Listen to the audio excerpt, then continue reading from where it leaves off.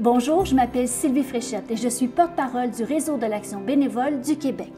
Saviez-vous que près de 2 millions de Québécois et de Québécoises font du bénévolat? Ces gens passionnés se distinguent auprès de leur communauté pour plusieurs raisons. Que ce soit des personnes âgées qui pratiquent le bénévolat pour rencontrer des gens et demeurer actifs, ou des jeunes en quête de champs d'intérêt qui assistent les plus démunis pour acquérir de nouvelles expériences, ou encore de nouveaux arrivants qui offrent de leur temps leur permettant de découvrir leur nouveau pays d'accueil pour mieux s'intégrer. J'ai envie de vous faire découvrir 10 organismes à Montréal qui travaillent avec des bénévoles qui donnent et ne demandent rien en retour. Ceux qui prennent à cœur le bien-être des autres et posent des actions qui font tellement bien à ceux qui les reçoivent. Vous regardez Petits gestes, grands impacts.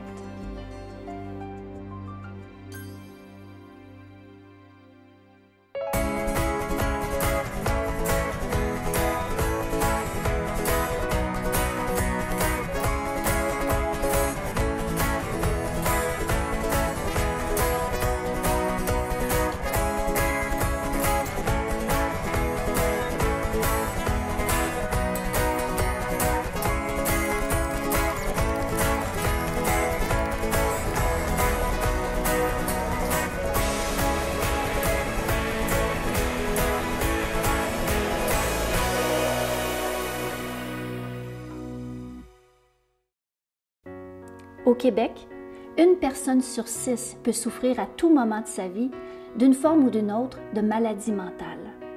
Pour certains, cette maladie peut être une période troublante de leur vie. Certaines personnes perdent leur emploi, d'autres s'isolent complètement de la société.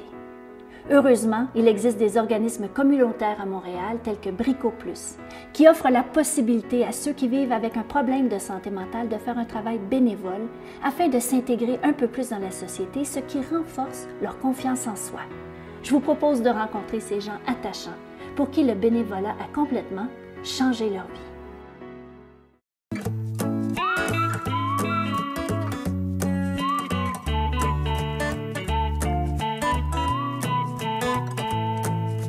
My name is Sean Robb. I have paranoid schizophrenia.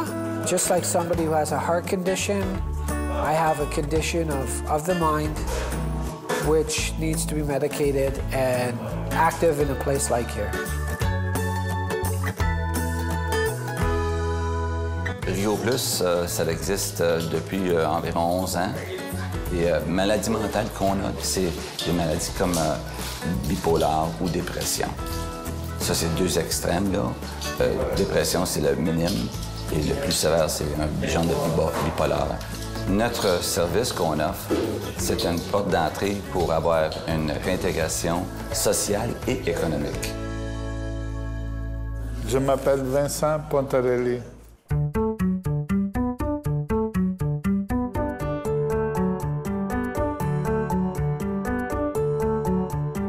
J'ai 54 ans. J'ai découvert que j'ai eu la schizophrénie des années 80. J'habitais tout seul avant, mais maintenant j'ai retourné avec mes parents. Si on prend nos médicaments, on peut fonctionner normalement. Mais si on ne les prend pas, peut-être c'est pas bon. Ce ne serait pas une bonne idée. Je m'appelle Véronique Morin. J'ai 25 ans. Je travaille, ça fait 5 ans. Ma déficience intellectuelle est légère.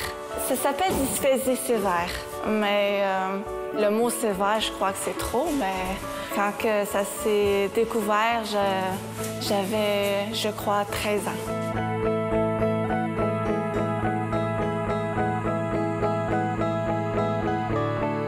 Beaucoup des travaux sont un peu routiniers. C'est simple, puis c'est important à savoir, parce que faisant part de leur réintégration, ils doivent commencer avec des routines simples. Je suis ici 20 heures par semaine. Le rôle ici, c'est emballage de toutes sortes de travail, comme les clipboards. Ici, c'est les collants Wix. On en met 25 par sac.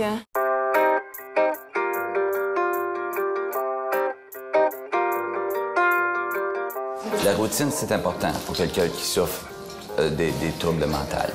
c'est parce que la routine, c'est que ça leur amène une stabilisation personnelle. Ils se sentent confortables dans leur milieu de routine.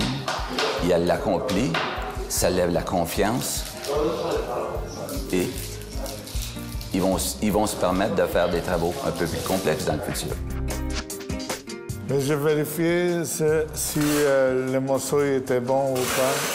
Je vérifie s'il y a des trous ou de la poussière dans le plastique. Si c'est bon, il met un autocollant puis il le met dans la boîte. Et aussi, on a des routines un peu plus compliquées parce qu'on teste des produits. Ça veut dire le niveau, c'est pas mal plus élevé en certains cas. Ça veut dire on a une capacité, puis ils ont une capacité de faire des travaux un peu plus complexes. It's not routine for anybody because they're not sure when they're going to have work.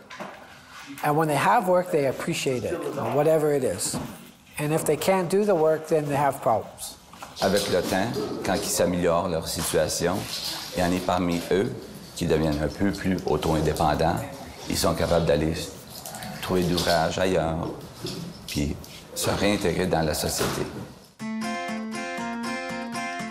Je viens ici 5 jours par semaine. J'ai rencontré beaucoup de gens. C'est de bon monde. Ça me fait passer le temps, puis ça me donne quelque chose à faire dans la journée.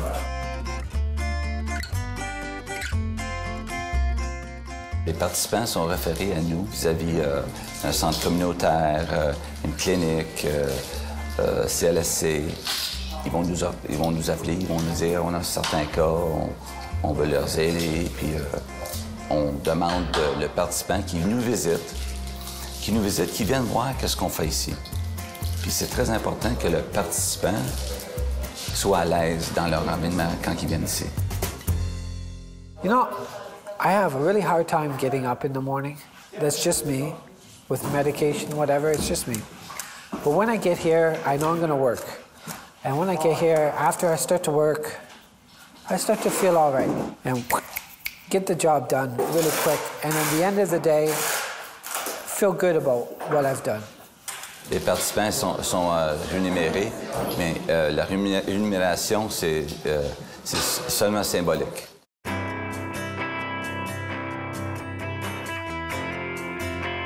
Il y a un sens de valorisation entre eux quand ils viennent ici aussi. Ils ont l'orgueil plus que tout le monde. C'est incroyable. Le niveau d'orgueil, c'est incroyable. J'avais une compagnie dans le passé et puis on utilisait les services de Brico Plus. Et puis, quand ils travaillaient, les tâches qu'ils faisaient, c'était fait mieux qu'une personne normale, disons, qu'on considérait normale. Okay? Parce qu'ils suivaient les instructions, ils savaient qu'il y avait une responsabilité, puis ils voulaient l'accomplir à 100 %. Je suis beaucoup une personne qui reste à la maison, mais je sors plus aujourd'hui qu'avant. Je suis moins isolée, je suis beaucoup plus ouverte, moins paresseuse. Je bouge plus, je marche plus, ouais. Je travaille avec beaucoup de fierté. Je dirais que je suis pas mal normal. Je dirais, si on prend nos médicaments, il n'y a pas de problème. Pour moi, en tout cas, j'ai pas vraiment de problème. Je peux fonctionner. See, I haven't had a job for 12 years. The longest I've had a job before this was 10 months. Part of it was the illness. Part of it was my attitude for work. When I don't have my medication, I get really sad, I get weepy. Before I came here, I would sleep a lot. And I needed that sleep, okay? I'll be honest, I needed that. But gradually over 12 years, I function on a high level, if you ask me. Working here all day, and then after work, I have activities after work. I have other groups that I go to. On the weekend, well, sometimes I slack off on weekends, but I do a lot of things on weekends too. So the balance is getting better.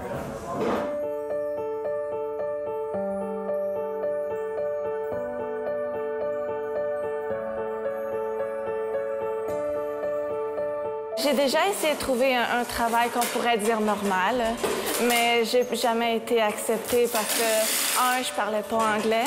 Souvent, je suis un petit peu à part. Ici, c'est mieux parce que je suis avec les autres. Et c'est comme une famille ici. Je me sens bien. Tu peux être toi-même. C'est pas un bénéfice qu'on reçoit, nous autres. C'est un bénéfice qui reçoit le participant. Nous autres, on a la paix de savoir qu'on a fait quelque chose de bon, hein? Mais nos participants, ça change leur vie complètement.